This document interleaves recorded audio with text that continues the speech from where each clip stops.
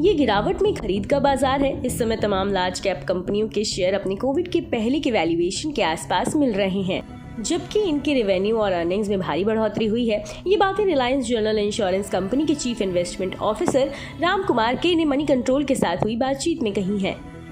राम कुमार के ने ये भी बताया कि भारत की जीडीपी ग्रोथ आने वाली कुछ तिमाहियों में इस फाइनेंशियल ईयर की पहली तिमाही के मुकाबले कम रहने की आशंका है। इससे कंपनियों के रेवेन्यू गाइडेंस में गिरावट देखने को मिल सकती है। राम कुमार के का ये भी मानना है कि इक्विटी मार्केट में किसी बड़े करेक्शन की संभावना से भी इनकार नहीं किया जा सकता है। भारत में ब्याज दरों में अब तक की गई बढ़ोतरी के बावजूद महंगाई दर 7.4% पर पहुंच गई है। ये बाजार के लिए अच्छा नहीं है। भारत में रेपो रेट अभी भी सिर्फ 5.9% है, जो 12 महीनों से ज्यादा की अवधि से नेगेटिव रियल यील्ड को दर्शाता है। देश में फंडिंग की लागत में पिछले 6 महीने में काफी बढ़त हुई है और अभी तक इसका असर अर्निंग पर नहीं दिखा है। इसके अलावा अब तक ग्लोबल मार्केट में जितनी गिरावट आई है उसकी तुलना में भारतीय बाजार कम गिरे हैं। ऐसे में एक बार ग्लोबल इकोनॉमी में स्थिरता आने पर विदेशी निवेशकों के लिए भारतीय बाजार की तुलना में दुनिया के दूसरे बाजार ज्यादा आकर्षक नजर आ सकते हैं, जिससे भारतीय बाजार में करेक्शन आ सकता है। रुपए की चाल पर बात करते हुए राजकुमार के ने कहा कि अब हमें डॉलर के मुकाबले दूसरी करेंसी में सिर्फ हल्की गिरावट की उम्मीद है, क्योंकि अब तक काफी कमजोरी आ चुकी है।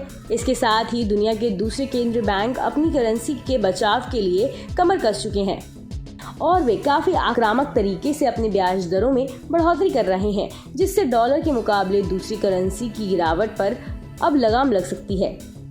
बैंकिंग सेक्टर पर बात करते हुए उन्होंने कहा कि नॉन फूड क्रेडिट ग्रोथ 16% के आसपास है। बढ़ती कीमतों के जोखिम के बावजूद ये लो डबल डिजिट में बनी रहेगी, क्योंकि प्राइवेट कैपेक्स साइकिल में तेजी के चलते इसको सपोर्ट मिलेगा। आईटी सेक्टर पर बात करते हुए उन्होंने कहा कि आईटी कंपनियों की कमाई में 80% योगदान एक्सपोर्ट का होता है। ऐसे में भारत के आईटी सेक्टर की ग्रोथ में ग्लोबल फैक्टर अहम भूमिका निभाएंगे। अगली कुछ तिमाहियों में आईटी सेक्टर के लिए चुनौतियां बनी रहेंगी।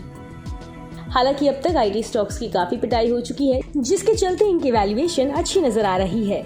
ऐसे में आईटी सेक्टर में लंबे नजरिए से निवेश किया जा सकता है।